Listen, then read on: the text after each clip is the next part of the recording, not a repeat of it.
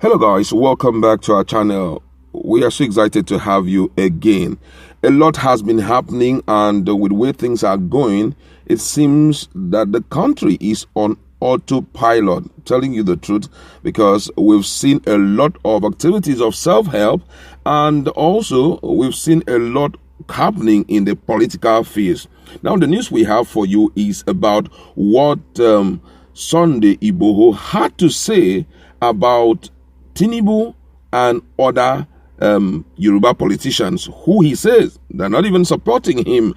And also we'll look at what Tunde Bakare is telling the Ndigbos in respect to a presidency come 2023. It seems there is no hope at all for the Igbos when it comes to 2023. We are going to join those two videos together, draw up analysis on them, and give you a chance to comment in our comment section. All right, let's look at the news in detail. According to the news, Yoruba activist Sunday Igboho has launched a scathing attack on Enitan Ogun, the Ooni of Ife, national leader of the All Progressive Congress APC, Bola Tinubu, and Governor of Oyo State Seyi Makinde, describing them as Fulani's slaves. The activist went further to berate some traditional ruler in Yoruba land, accusing them of not showing enough support for the struggle to liberate the Yorubas from their Fulani oppressors. Igboho spoke at a visual town hall meeting that started at late night on Tuesday and ended at the early hours of Wednesday, where he pointed accusing finger at the Ooni and others, saying that they were only interested in their own gains. The activist, who is fast becoming popular in the Southwest, said, "I am not concerned about the police. The struggle is about Yoruba agenda as it concerns security situation in our land, and I trust Yoruba people for support." When Ooni visited Buhari, the president received him by standing up, but he said something I don't like. That is why they are laughing, called me. He wanted to tackle what Ooni said. Ooni should be able to tell Buhari about what Yoruba wants. But he has collected dollars from Buhari. He called me, but I don't want to see him. Only Alafin is supporting us, and he had written a letter to the president. Only disappointed me. Politicians are with him, he added. Our leaders are lazy and slaves to Fulanis. They visit Abuja to collect money. We will attack them and destroy their properties. Only should be dealt with. I am annoyed. Why should we be afraid of the crown the monarchs wear? Tinubu and other Yoruba politicians are Fulani slaves. We need not to be afraid. I have not collected any money from anyone. I am a full Yoruba man, and I will not allow Fulani people to enslave me. We do not look or behave alike in any way. The haters should go. Makinde is also a slave to a hater because of second-term ambition. Igboho says Igboho became popular when he issued a 7-day ultimatum to Fulani community in Iganga, a town in Ibaraba local government area of Oyo State. He made good his trade to evict the Fulanis from the town when he gathered his supporters, stormed Iganga, and confronted the Seriki Fulani. It was reported yesterday that Sunday Igboho also stormed trouble area of Yewa land, Ogun State, continuation of his anti-killer headsman battle in Yoruba land. He has vowed that all killer headsmen will be evicted from all parts of Yoruba land. Igboho stormed the state after a resident of Yewa, Abeokuta North, Odeda, and some parts of Ijebu decried what they termed the inability of Obiodun-led government to tame the killer Fulanis. However, the governor of Ogun State, Dapo Abiodun, said in his government did not seek the help of Igboho to tackle insecurity caused by the activities of suspected Fulani headsmen in the state. The Tuesday night visual meeting was attended by over 1,000 participants all across the nation. In another news, the Tunde Bakare, who is the serving overseer of the Citadel Global Community Church in Lagos, has said that the Southeast does not have the number yet to produce a Nigeria president of Igbo extraction. Bakare stated this on Tuesday night during an Instagram live session with Media Mongol Dele Momodu. According to the outspoken cleric, the Igbos would need a handshake between the North and South because of the way the country is structured. The Igbos are my brothers and sisters. God bless them. I love them and I care about them. They should also come to mainstream politics because ABGA as a party cannot win a presidential election in Nigeria. Yes, every citizen of this country can aspire to that position regardless of ethnic personality, and I will be too glad to see an Igbo president. But let us always remember that democracy is a ruthless game of numbers, and if you don't have the numbers, you cannot continue to shout marginalization. You should join mainstream politics and find a way of reaching out to others to form some kind of alliance or measure that will produce a victory at the polls. Those were the words of Tunde Bakare. Wow, two interesting news. And I just wanted to go to our conversation because after this after these details or analysis I'm going to give, I'll also love to hear from you. Now, let's look at the story. Look at what this guy is doing.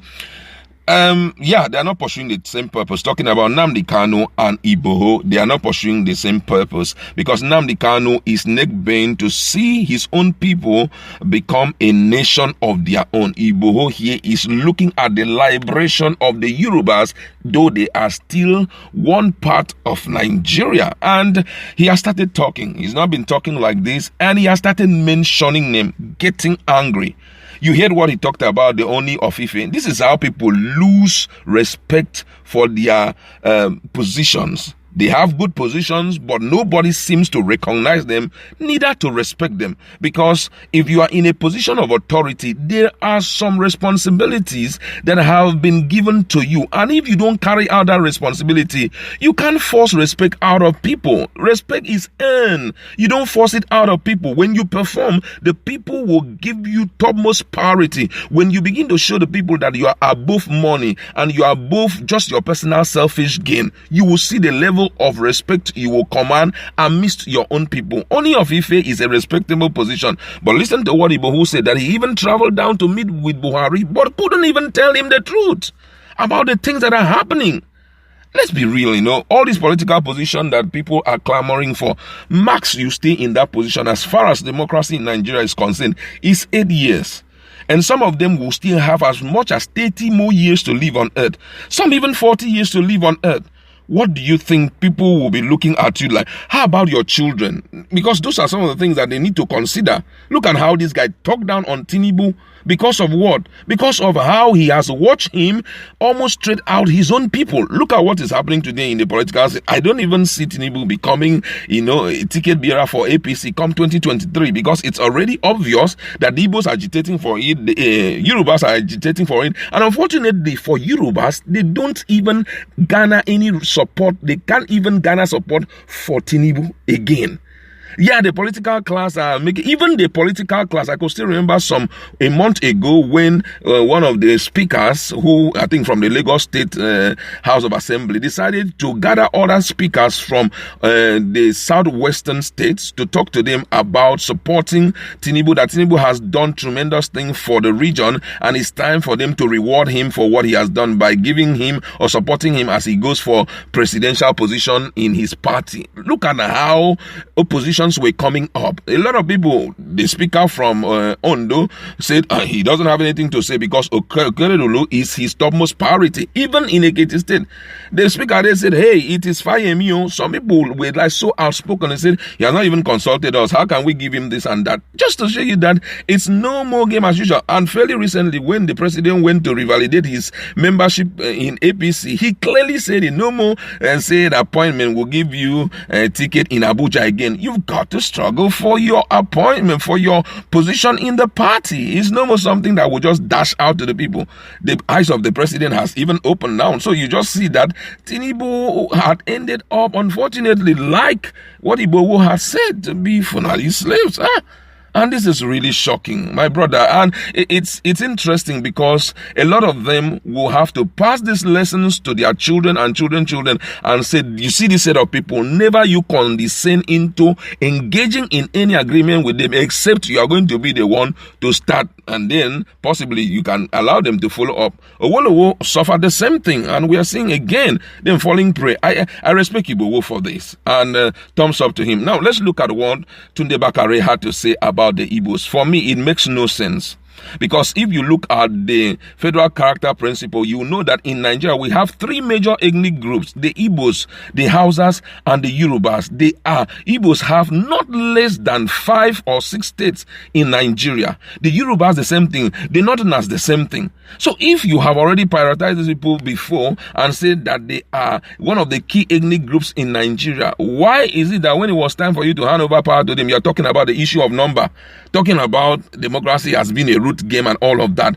It would have been a matter of agreement, because for this particular country to remain,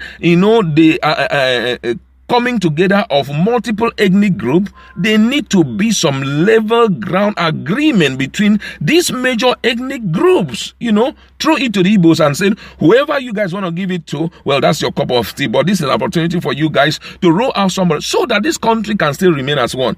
But it's saying that it's a game of numbers, which means the Northerners are not going to allow it, the Southerners are not going to allow it. Then, if it's going to be us watching you guys always being at the top and we keep supporting without any form of respect to us, we suffer marginalization, then before you know it, what we are going to experience is what Kanu has been pushing, which is secession from this country. We need to come to a point whereby we accept our differences, ethnic differences, and we respect it by making sure that even if it is 10 people that is in that particular tribe, give them their own a chance and let us support them and watch them do great things. Whether you like it or not, the contribution of Igbos cannot be overlooked. They are overly intelligent, they are smart, they are industrious, they have focus, they drive the market, they can turn Nigeria to be the focus of economic hub in Africa and even in the world. Why not give them a chance? Those things Tunde Bakare is saying, for me, is storytelling, because I believe that people at that kind of level have the opportunity to talk to the entirety of Nigeria and say, hey, enough of all these games that we have been playing. These people are key in the development of this country. Let's give them a chance for them to also, if they have a geopolitical zone of their own. Why all of the stories? I'd like to leave it there. Go to our comment section. Let's interact.